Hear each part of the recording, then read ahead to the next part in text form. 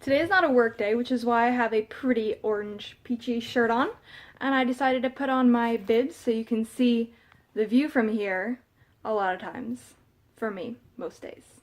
This right here is the view from here. Muddy, muddy, muddy, muddy everywhere.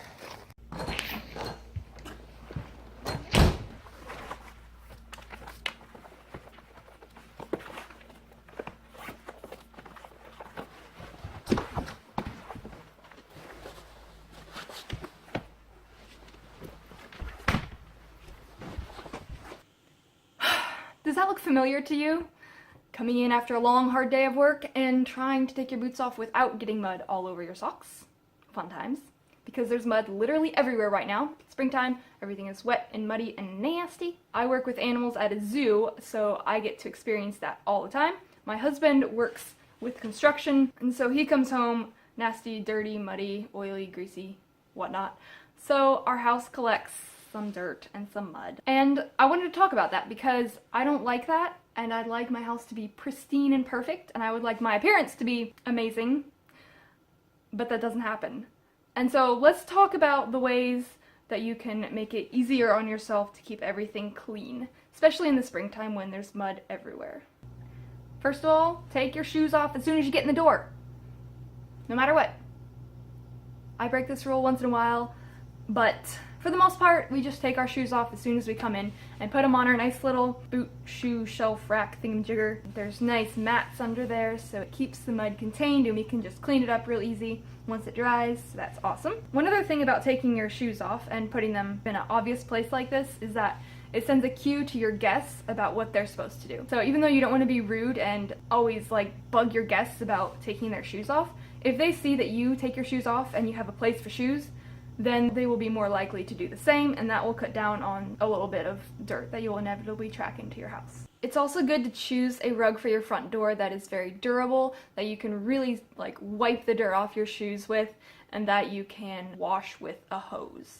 Another thing that we've done is to specifically pick a couch for our lifestyle. We picked a leather couch that we can clean off real easy with a wet rag, and it won't, get stains or get ripped real easy if we have knives or nails or anything in our pockets.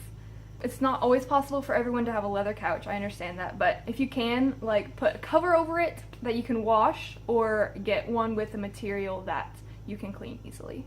Another thing that is kind of common sense, but that I tend to ignore, is have work clothes and have nice clothes. I tend to want to wear my nice clothes all the time because I feel pretty in them, and then I get them dirty and they're literally ruined and they aren't nice anymore. So don't do that. Have work clothes that are dedicated to work. Use them, get them dirty, wash them. Don't bother if they get faded or stretched. They're just for work. It's fine, okay? And guys, clean your house. If you track mud in, it needs to go back out, okay? Sweep your floors, clean the rugs, wipe down your surfaces. And something we've learned after building this house is that if you have a lifestyle like ours where we're farmers and at our workplaces we get really dirty, it's nice to have a shop sink or I don't know what you'd call it, those big sinks that can get dirty and nasty that you'd put in your laundry room or something. We don't have one of those. We literally just have the kitchen sink and then this little bathroom sink. So poor Judah comes home from work, and if I have the sink full of dishes in the kitchen, he'll get some Dawn on his hands, and then he'll run over to the bathroom and wash his hands, and it's just a little pain, but we can live with it for now. But for our next house, we're going to get a dirty washer and sink. Yeah, I'm excited. And now for the most important part. Don't let your desire for everything to be perfect stop you from doing what you love. I love farming and I love being outside, I love gardening, I love working with the animals, but it makes me dirty. I track a lot of dirt into the house and then it just creates more work, and it's hard to see my beautiful house get all dirty and I have to clean it up all the time, but you know what? It's okay. It's okay.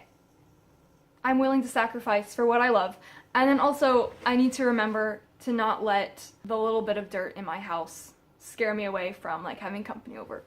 Sometimes I get super freaked out about having people over because I need to clean everything and make it look perfect, but no, it's fine. They won't notice. So let's get a conversation started in the comments. Let me know what you do, if you do anything different from me, if you liked any of my ideas. I would love, love, love to learn from you guys because I could always use some help.